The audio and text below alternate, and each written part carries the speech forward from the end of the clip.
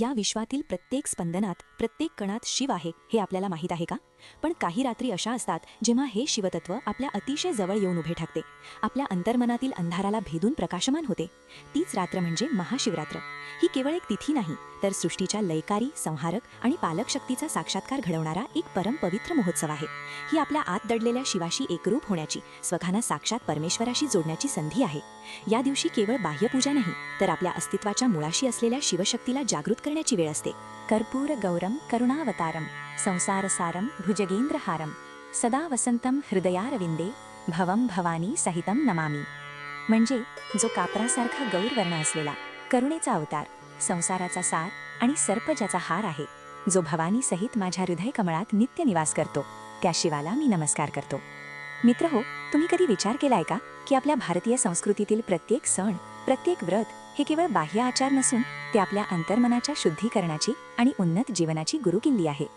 महाशिवरात्रीचा उपवास म्हणजे नुसतं पोट रिकामं ठेवणं नाही, तर आपल्या मनाला, आत्म्याला शिवाशी जोडण्याचा एक गहन आध्यात्मिक अनुभव आहे. आज आपण याच महाशिवरात्रीच्या महात्म्याबद्दल, तिच्या प्रत्येक पैलूबद्दल सखोल माहिती जाणून घेणार आहोत. आता प्रश्न पडतो की महाशिवरात्री का साजरी केली जाते? तिचं खरं रहस्य काय आहे? माघ कृष्ण चतुर्दशीची रात्र ही महाशिवरात्र म्हणून साजरी केली जाते. या रात्रीचं महत्त्व अनन्यसाधारण आहे, कारण अनेक पौराणिक कथांमधून तिचा महिमा प्रकट होतो. यामागे अनेक कथा दडलेल्या आहेत, ज्या आपल्याला शिवाची महती सांगतात. या रात्रीचं महत्त्व समजून घेणे म्हणजे आपल्या परंपरेतील गूढ अर्थ उलगडणे. या रात्रीचे पहिले आणि महत्त्वाचे कारण म्हणजे शिव-पार्वती विवाह. याच रात्री भगवान शिव आणि आदिशक्ती पार्वती यांचा विवाह संपन्न झाला असे मानले जाते. या निमित्ताने शिवशक्तीच्या मिलनाचा हा दिवस सृष्टीमध्ये प्रेम, ऐक्य आणि सृजनाचे प्रतीक बनला. हा केवळ दोन जीवांचा विवाह नसून पुरुष आणि प्रकृतीच्या, निष्क्रिय आणि सक्रिय ऊर्जेच्या संयोगाचा सोहळा आहे. हा सोहळा आपल्याला जीवनातील संतुलन आणि सहजीवनाचे महत्त्व शिकवतो. दुसरी महत्त्वाची कथा म्हणजे लिंगोद्भव. काही कथांनुसार याच रात्री भगवान शिव लिंग रूपात प्रकट झाले, ज्याला लिंगोद्भव म्हणतात. ब्रह्मा आणि विष्णू यांच्यातील श्रेष्ठत्वाच्या वादात शिवाने अग्निलिंगाच्या रूपात प्रकट होऊन आपले परमश्रेष्ठत्व सिद्ध केले. या लिंगाचा आदी किंवा अंत कुणालाच सापडला नाही, ज्यामुळे शिवाचे निराकार आणि अनंत स्वरूप जगाला कळाले. हा क्षण आपल्याला अहंकाराचा त्याग करून आपल्यापेक्षा मोठ्या शक्तीसमोर नतमस्तक होण्याचे महत्त्व शिकवतो. तिसरी कथा म्हणजे तांडव नृत्य. अंधार आणि अराजकतेचा नाश करण्यासाठी शिवशंकरांनी याच रात्री तांडव नृत्य केले होते असेही सांगितले जाते. हे तांडव सृष्टीच्या जुनाट आणि नकारात्मक शक्तींचा विनाश करून नूतन निर्मितीचा मार्ग मोकळा करते. हे नृत्य आपल्याला जीवनातील बदलांना, जुन्या गोष्टींचा त्याग करून नव्याची निर्मिती करण्याच्या प्रक्रियेला स्वीकारण्याची प्रेरणा देते. प्रत्येक विनाशात एक नवीन सुरुवात दडलेली असते, हेच तांडव आपल्याला शिकवते. चौथी आणि अत्यंत हृदयस्पर्शी कथा म्हणजे हलाहल प्राशन. समुद्र मंथनातून जेव्हा हलाहल नावाचे अत्यंत विषारी द्रव्य बाहेर पडले, तेव्हा त्याची दाहकता इतकी होती की ते संपूर्ण सृष्टीचा नाश करू शकले असते. त्यावेळी भगवान शंकरांनी हे विष प्राशन केले आणि जगाला विनाशापासून वाचवले. त्यांनी ते विष आपल्या कंठात धारण केले, ज्यामुळे त्यांचा कंठ निळा पडला आणि ते नीलकंठ म्हणून ओळखले जाऊ लागले. ज्या रात्री त्यांनी हे विष प्राशन केले आणि सृष्टीचे रक्षण केले, तीच रात्र महाशिवरात्री होय. हा दिवस भगवान शिवाच्या परम त्यागाचे आणि करुणेचे प्रतीक आहे. हे आपल्याला इतरांसाठी त्याग करण्याची आणि नकारात्मकतेला सकारात्मकतेत बदलण्याची शिकवण देते. भगवान शंकर हे महायोगी, अतुल प्रक्रामी असूनही ते त्यागी, विरागी असे आहेत. ते स्मशानात वास करतात. पार्वतीसारख्या लोकोत्तर विश्वसुंदरीसोबत ते जगावेगळा संसार सुद्धा करतात. ही शिकवण आपल्याला जीवनाच्या दोन्ही बाजूंना, सुख दुःख, यश अपयश, मान अपमान यांना सारख्याच दृष्टीने पाहण्याची प्रेरणा देते. शिवाने दाखवून दिले की जीवनातील विरोधाभासांमध्येही संतुलन साधता येते, आणि म्हणूनच ते आपल्याला जीवनातील प्रत्येक स्थितीत स्थिर राहण्याचे ज्ञान देतात. महाशिवरात्री ही शैव परंपरेनुसार शिवतत्वाच्या सर्वोच्च जागृतीची रात्र आहे. या रात्री शिवशंभू सृष्टीच्या लयकारी आणि संहारक रूपाचे प्रदर्शन करतात. म्हणूनच या रात्री केलेले ध्यान, जप, तप आणि जागरण हे हजारो पटीने अधिक फळ देते असे शास्त्र सांगते. यामागे केवळ श्रद्धा नाही, तर काही वैज्ञानिक आणि आध्यात्मिक तर्क दडलेले आहेत. ही रात्र आपल्या आत असलेल्या ऊर्जांना जागृत करण्याची एक अनोखी संधी आहे, जी तुमच्या आयुष्यात अकल्पनीय बदल घडवू शकते. उपवासामागे पहिले वैज्ञानिक कारण आहे शारीरिक शुद्धी, अर्थात डिटॉक्सिफिकेशन. उपवासामुळे आपल्या शरीराला विश्रांती मिळते, पचन संस्थेवरचा ताण कमी होतो, शरीरातील विषारी घटक बाहेर टाकले जातात, ज्याला डिटॉक्सिफिकेशन म्हणतात. आयुर्वेदानुसार उपवासामुळे शरीरातील अग्नी प्रज्वलित होतो आणि शरीर हलके होते. हे केवळ बाह्यशुद्धी नाही, तर पेशींच्या पातळीवरही शरीर नवसंजीवनी प्राप्त करते. तुमचे शरीर आतून शुद्ध होते, ज्यामुळे तुम्ही अधिक ऊर्जावान आणि निरोगी अनुभवता. दुसरं कारण आहे मानसिक एकाग्रता, अर्थात माइंडफुलनेस. अन्न न खाल्ल्यामुळे किंवा हलके अन्न घेतल्यामुळे मन अधिक शांत आणि स्थिर होते. यामुळे ध्यान आणि उपासनेत एकाग्रता साधणे सोपे होते. आजकाल आपण याला माइंडफुलनेस म्हणतो. रात्रीच्या शांततेत मन अधिक एकाग्र होते. बाह्य जगापासून दूर जाऊन आपण स्वतःमध्ये अधिक खोलवर उतरू शकतो. ही मानसिक शांतता तुम्हाला जीवनातील निर्णय अधिक स्पष्टपणे घेण्यास मदत करते आणि तणावापासून मुक्ती देते. तिसरं कारण म्हणजे आध्यात्मिक जागृती आणि ऊर्जा संतुलन. ज्योतिषशास्त्रानुसार महाशिवरात्री ही कृष्ण पक्षातील चतुर्दशीस येते. या काळात चंद्राचा मनावर मोठा प्रभाव असतो आणि चंद्र कमजोर असल्याने नकारात्मक ऊर्जा वाढू शकते. या रात्री उपवास आणि उपासनेमुळे चंद्राच्या नकारात्मक प्रभावांना संतुलित करता येते आणि मनाला शांती मिळते. ही रात्र सूक्ष्म ऊर्जांची सटल एनर्जीज जागृतीसाठी अत्यंत प्रभावी मानली जाते. तुमच्या आजूबाजूची नकारात्मक ऊर्जा दूर करून सकारात्मकतेचा प्रवाह वाढवण्यासाठी ही वेळ अत्यंत उपयुक्त आहे. चौथे महत्त्वाचे कारण म्हणजे कर्मक्षय आणि मोक्ष.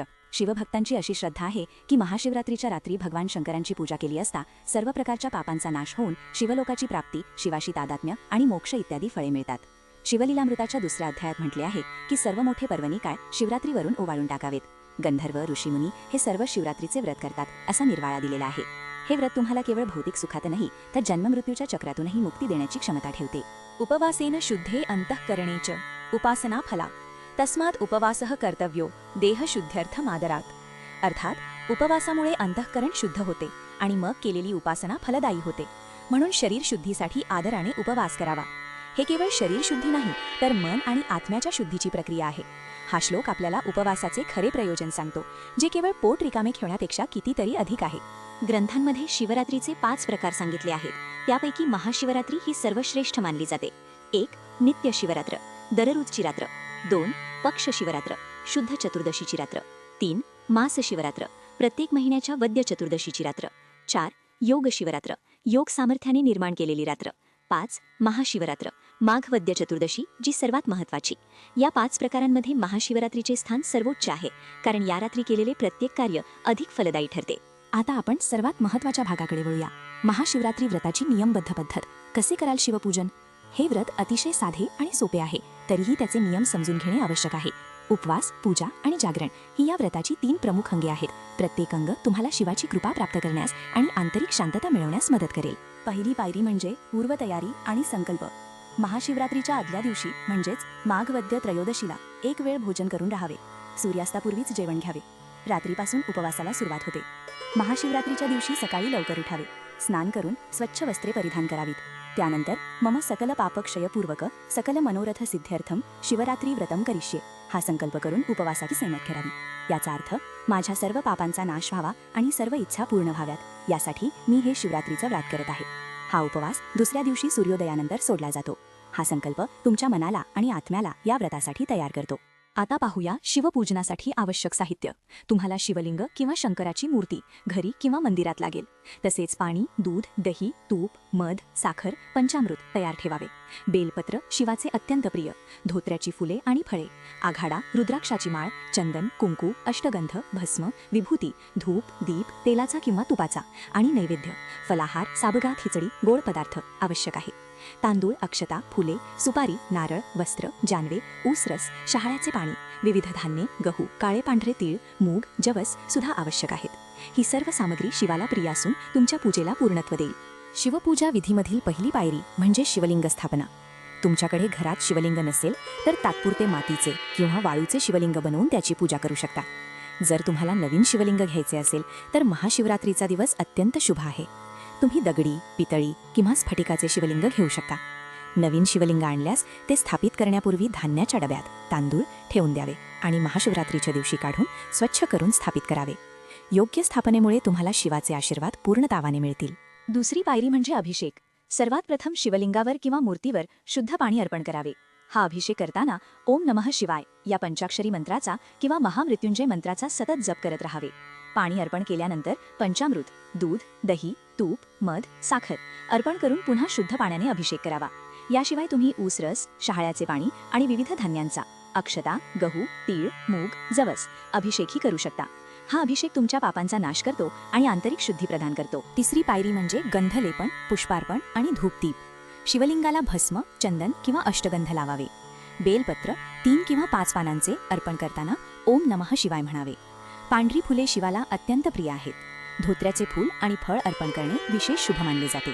धोत्रा जरी विषारी असला तरी तो शिवाला अर्पण करण्यामागे उद्देश हा की आपल्या मनातील वाईट विचार, तमोगुण, व्यसने आणि नकारात्मकता भगवान शिव आपल्याजवळ घेऊन तिचा नाश करतील आणि आपल्याला शुद्ध, सात्विक बनवतील. आकड्याची फुले आणि शमी, आंब्याची, पेरूची पानेही अर्पण करावीत. धूप आणि तुपाचा दिवा, दीप लावावा. हे सर्व शिवतत्वाशी एकरूप होण्याचे प्रतीक आहे. चौथी पायरी म्हणजे नैवेद्य आणि मंत्रजप. फळे, खीर किंवा इतर फलाहारी नैवेद्य अर्पण करावा. येथे एक महत्त्वाचा नियम लक्षात ठेवा. शिवलिंगाला अर्पण केलेला नैवेद्य आपण स्वतः प्रसाद म्हणून ग्रहण करत नाही. तो नैवेद्य थोडा वेळ उघडा ठेवून नंतर झाकून ठेवावा. दुसऱ्या दिवशी उपवास सोडताना तो नैवेद्य तुळशीतील शालिग्रामाला दाखवून मग ग्रहण करू शकता किंवा गाईला अथवा पशुपक्ष्यांना खाऊ घालू शकता. त्यानंतर ओम नमः शिवाय किंवा ओम त्र्यंबकम यजामहे या महामृत्युंजय मंत्राचा किमान 108 वेळा जप करावा. शिवपुराणातील कथा किंवा श्री शिवलीलामृत पोथीचे वाचन करावे, विशेषतः 11वा अध्याय. शेवटी भगवान शंकरांची आरती करावी. हे सर्व तुम्हाला आध्यात्मिक ऊर्जा आणि शांती देईल. महाशिवरात्रीची पूजा 4 प्रहरांमध्ये केली जाते. रात्रीचे समान 15 भाग केल्यानंतर जो 8वा भाग येतो तो म्हणजे निशिता काळ. हा काळ महाशिवरात्री व्रतामध्ये अत्यंत महत्त्वाचा मानला जातो. या काळात केलेली पूजा सर्वाधिक फलदायी ठरते. प्रथम प्रहर संध्याकाळी जलाभिषेक, ओम नमः शिवाय जप. द्वितीय प्रहर रात्री दही अभिषेक, महामृत्युंजय मंत्र जप. तृतीय प्रहर मध्यरात्री तूप अभिषेक, शिवस्तोत्रे आणि शिवमहिम्न स्तोत्राचे पठण. चतुर्थ प्रहर पहाटे मधभिषेक, शिवचालिसा आणि आरती करावी. जर तुम्हाला 4ही प्रहर पूजा करणं शक्य नसेल तर निदान निशिता काळात तरी मनोभावे शिवाची उपासना करावी. या काळात तुमची प्रार्थना थेट शिवाला पोहोचते. आता जाणून घेऊया उपवासाचे नियम आणि कोणते पदार्थ खाऊ नये. महाशिवरात्रीच्या उपवासात काही विशेष नियम पाळले जातात. वर्जित पदार्थ म्हणजे धान्य, भात, गहू, ज्वारी, डाळी, लसूण, कांदा, साधे मीठ, हळद, मोहरी, हिंग, गरम मसाले हे पूर्णपणे वर्ज्य असतात. उपवासाला चालणारे पदार्थ सर्व प्रकारची फळे, दूध आणि दुग्धजन्य पदार्थ, कंदमुळे, बटाटा, रताळे, साबुदाणा, राजगिरा, शिंगाड्याचे पीठ. काही परंपरांमध्ये भगर, वरई आणि मोरधन चालते. फक्त सेंधामीठ वापरता येते. तसेच शेंगदाणे, नारळाचे पाणी, काही भाज्या, भोपळा, टोमॅटो आणि पाणी, ताक, लिंबू सरबत, सेंधामीठ वापरून पिऊ शकता. तळलेले आणि अतितेलकट पदार्थ टाळावेत. सात्विक आणि सहज पचणारे पदार्थच ग्रहण करावेत. हे नियम पाळूनच तुम्हाला उपवासाचे पूर्ण फळ मिळेल. महाशिवरात्रीच्या रात्री जागरण करणे महत्त्वाचे आहे. जागरण करताना शिवभजन, नामस्मरण, शिवकथा वाचन, ध्यान करावे. टीव्ही पाहणे किंवा गप्पा मारणे हे जागरण नव्हे, ते मनाची आणि आत्म्याची जागृती असावी. उपवास दुसऱ्या दिवशी म्हणजेच फाल्गुन कृष्ण प्रतिपदेला सूर्योदयानंतर सोडला जातो. पारण करताना सर्वप्रथम स्नान करून शिवाची पूजा करावी. त्यानंतर काही भक्त ब्राह्मणांना भोजन देतात. मग काहीतरी गोड पदार्थ, उदाहरणार्थ खीर खाऊन उपवास सोडावा. उपवास सोडताना हलके, सात्विक अन्न घ्यावे. हे जागरण आणि पारण तुम्हाला शारीरिक आणि मानसिक शुद्धीचा अनुभव देईल. आजच्या आधुनिक युगात जिथे सर्व गोष्टींचा अर्थ आणि उद्देश शोधला जातो, तिथे महाशिवरात्रीसारख्या व्रताचे महत्त्व अधिक आहे. उपवास आपल्याला संयम शिकवतो, आपल्या इच्छांवर नियंत्रण ठेवण्याची शक्ती देतो.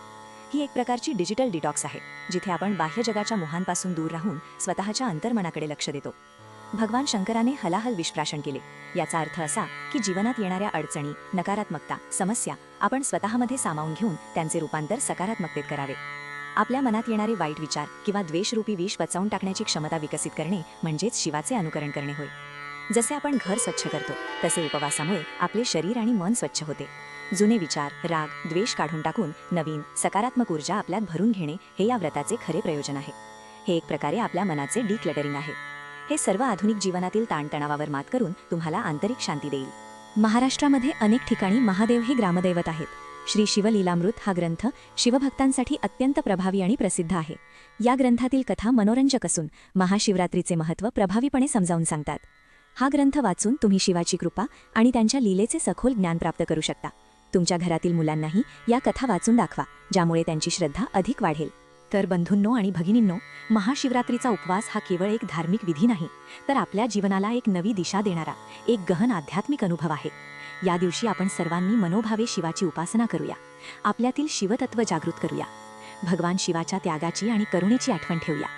या व्रताच्या माध्यमातून आपल्याला आंतरिक शक्ती आणि शांती प्राप्त हो, हीच सदिच्छा. ही आंतरिक शक्ती आणि शांती तुम्हाला जीवनातील प्रत्येक आव्हानावर मात करण्यास मदत करेल.